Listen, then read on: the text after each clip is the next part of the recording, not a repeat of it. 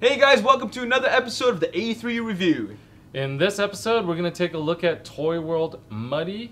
And then we're also going to take a look at what's new in store, as well as do a spotlight on a board game. My name's Alex. I'm Boris. And you're watching the A3U Review.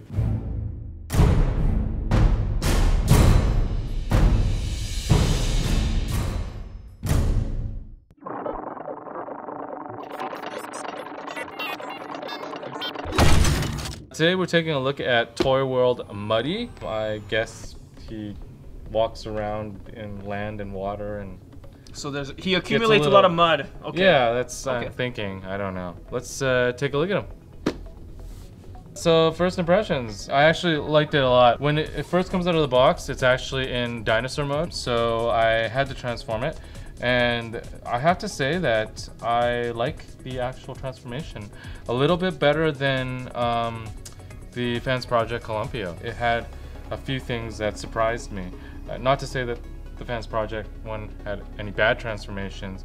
I just liked how some of these things revealed itself when I was transforming it. A couple of criticisms that I did notice right away was the actual swirling plastic again. Just to note though, the Fansproject Columpio also had the same kind of swirl problem in the grays. So this is no better or worse. Scale-wise though, not as big as the Columpio, which I'm okay with. I think that the scale is still really nice. One thing I did notice was this really weak. Yeah, the folding sword, very weak. The plastic hinges, not the greatest in terms of durability. And it just kind of flops over even when you try to pose it. And bam! All of a sudden, no small sword problem. We actually sell this exclusive fire saber sword from Renderform. Yeah, Renderform made it. This is a great accessory. We actually sold a few with back when we had the different classic primes and all that. This sword actually looks way better than the stock sword that comes with the M.A.D.L.A.W. So if you guys are finding that this guy is a little lacking, insufficient. Yeah, insufficient. This actually fits the scale a little bit better. I thought I'd just put on here to show because we do still have a few of these left. These are all limited to 50.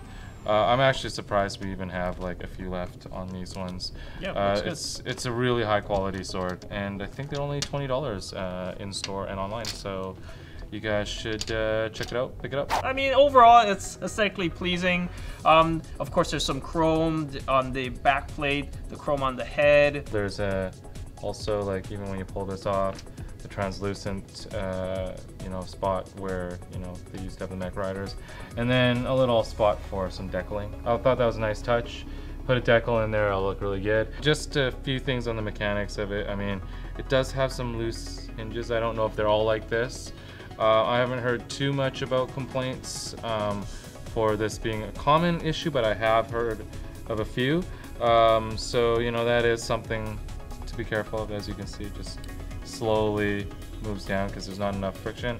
This side seems to be fine, and it's kind of like this in a couple of other spots, but all in all, it's, it's actually not too bad in my opinion. Head sculpt is good too. Why don't we transform it into the dinosaur mode? Yeah, let's do that. There are definitely a few things that I don't like myself. The first and foremost is, I'm gonna point it out, the neck. It bothers me just aesthetically and functionally. The neck actually has no joints, so it's just a stiff, hard shaft. Yeah, unlike, if you're comparing it to FP version, the FP version actually has ball joints on like every single one of the sections, and you can actually articulate the neck, which is unfortunately right. It's a huge opportunity missed here because now you can't really do much with articulating that part of the body. And the way the neck connects to the rest of the torso is also a little off. You can kind of see the red plastic underneath, and it just kind of jumps from neck to torso without a real gradual connection to it. And then I also dislike the fact that it comes with a singular gun versus two to make it more unison. I think they could have put a little more effort into it. The chroming was done nicely though. Like I do agree with that. But again, just kind of some comments about, the loose hinges again. It just forces you to really restrict again its posing so it doesn't happen. Which, like I said, it's not the end of the world. It looks good. I mean, it's a dinosaur unless you're doing something super aggressive with it. All in all, I think the dinosaur mode lacks a lot of articulation, which is huge missed opportunities for the dinosaur mode. Maybe we should give it some scores now? Yeah, sure. For aesthetics, I'm gonna give this one a 7.5. Visually, it was very appealing, especially in the robot mode, for those that love the classic character and the homage to it. I agree. I'm gonna give it a 7.5 as well. Really liked it. Only thing I said was about the swirls, but you know, the gray swirls, they actually don't bug me too much. Chrome, really good. For playability, I'm gonna give it a 7. I know there are some posability issues here and there, but the fact that it's based off a dinosaur mode, that just is a thumbs up for me. I'm gonna give it slightly lower. I agree. It's a dinosaur, freaking awesome. But the posability does, for me, add a lot of the playability to it, because then I can actually see how aggressive the poses can get and, you know, do different things with it. This one, I feel not quite there in both robot and dinosaur mode, and more than not, the dinosaur mode actually hurts it a lot more than the robot mode. And for innovation, I'm gonna give it a 4. The character design is definitely not original by any means. It wasn't 100% for me, and yeah, just there are little things that really brought down the score for me. I'm gonna give it slightly higher. I'm gonna give it a 6 because, I mean, I know it's nothing new, but, you know, judging it on its merits for transformation, I actually thought they made some really clever choices. I don't know, I think the transformation really surprised me. I give it a 6. So for total score, I give it a 6.17. And I give it a 6.5. I definitely recommend that if you have already bought the ToyWorld Aurora, this is a great addition. And from what I know, the actual set is going to be doing something a little bit different than the rest of the dinosaur sets that are out there.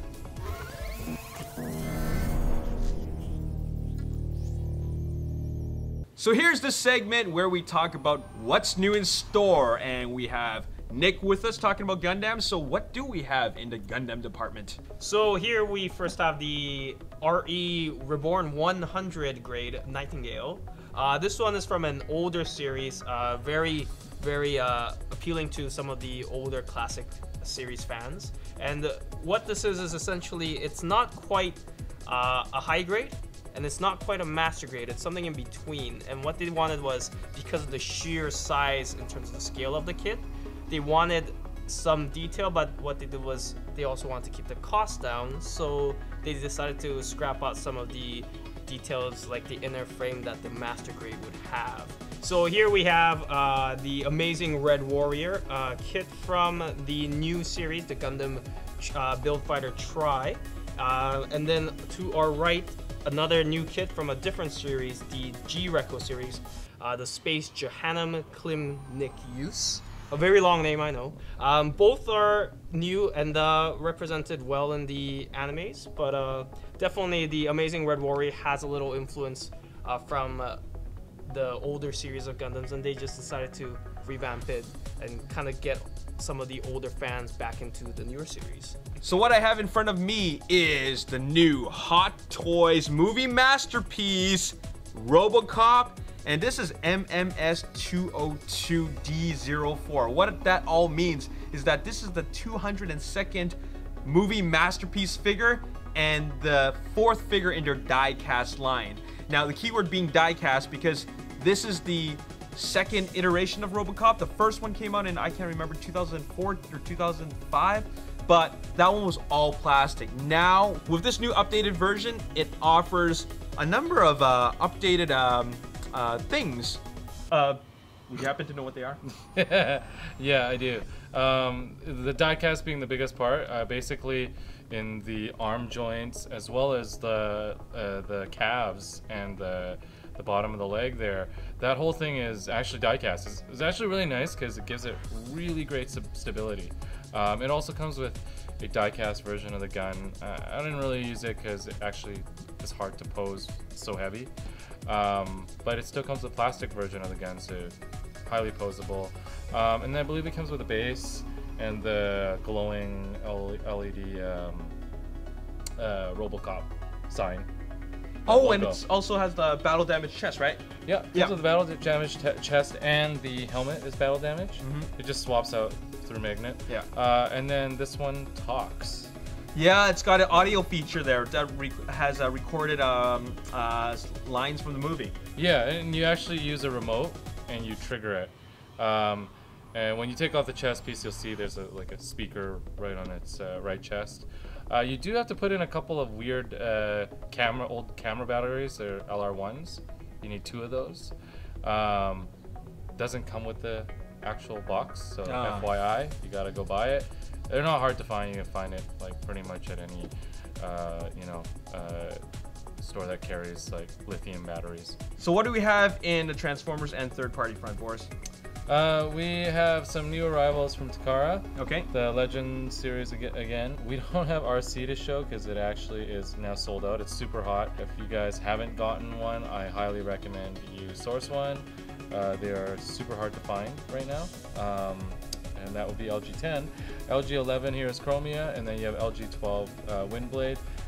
They actually look quite different than the North American versions. Chromia has this nice kind of blue metallic paint on the top.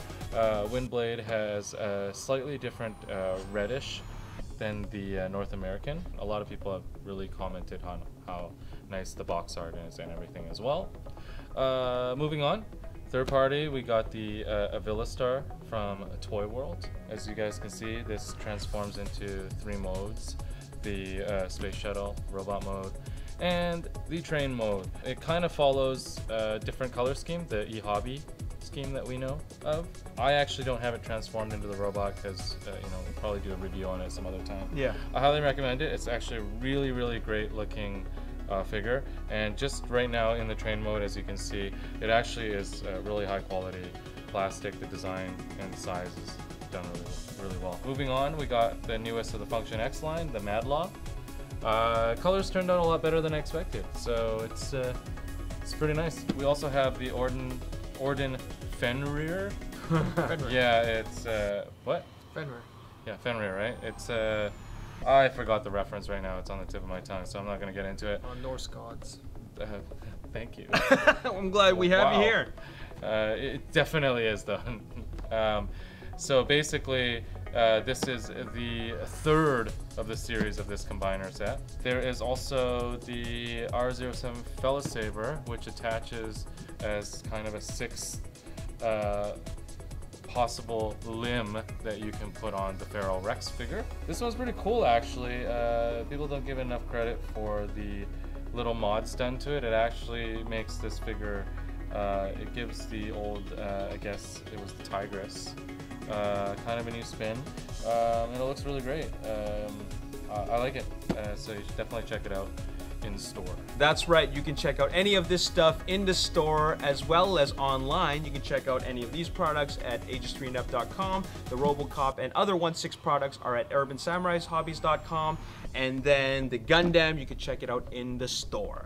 So on our spotlight on board games, we got Mark here with us, and we're gonna talk about this game that we have in front of us, and that is King of Tokyo by Richard Garfield. We played for a little bit. It was a lot of fun. Yeah, it's kind of a classic now. Been It's out a classic. for 2 or 3 years. Richard Garfield's the designer of Magic the Gathering, but it could not play any more different. It's a great game for a small group. Yeah. Plays up to 2 to 6, I think. It's fantastic because it's really easy to teach. It is really easy to teach. When you were explaining the rules, I felt that, you know what, anybody can pick this up. And I love the dice rolling aspect of it. I know a lot of people aren't into RNG, but I find that, the ability to roll and re-roll again, and then just pick the dice that you want to keep, I love that aspect. It creates for some strategy, because when you're picking the dice that you want to keep, it can really affect the outcome for everybody. So I love that aspect about it. Yeah, I think the key word is push your luck, right? Yes, push your luck. You really go in a couple of different ways. Yeah. Because you can either go for victory points. Yeah. There's a bunch of different ways to get that. You can go all pacifist if you want to, or you can go last monster standing, which is personally my favorite. Yeah. tactic for that game. Yeah, just go on full-on aggressive, Oh, yeah. kill everybody, be the last monster standing. And here we have all the wonderful components. We have of course the monsters themselves. You get 6 different kinds. They each come with their own little I guess their character cards, and you get to calculate your victory points here as well as your health right there. All right, and of course you also have these special ability cards. Of course, a game like this isn't complete without special abilities, so you can use these, well, we like to call them Energon cubes, but we like to use the Energon cubes to, you know, buy the special abilities, and then they can really change the game for you. Yeah, the ability cards really add a lot of that replayability to the game, and a lot of that depth of strategy. It's great because you got that light strategy, you got that light tactical ability, and it's just a good, you know, party time, like, stick it to your buddy kind of a game. So King of Tokyo is fun, it's fast, it's strategic, and it can be a little bit aggressive, but at the end of the day, I think it's a game for everybody. Yeah, that's a good call. And just as a reminder, we play games every Wednesday. Show up whenever you want to, and at 6 o'clock, that's when the real crowd shows up. Yeah, the action gets pretty crazy around 6 o'clock, and you can see us at Ages 3 and Up at Low Heat Mall in Burnaby. All right, so that is our spotlight on board games, and King of Tokyo is definitely a winner for us. And that's our episode for today. We hope you enjoyed it. Next episode, we're going to take a look at ToyWorld Evila Star. And of course, next week, we're also going to take a look at some more new stuff that came into the store. As always, if you enjoyed this video, hit the like button, subscribe to the YouTube channel, like us on Facebook, Ages 3 and Up, and also follow us on Twitter at Ages 3 and Up. We'll see you next time. See you next time. Good night.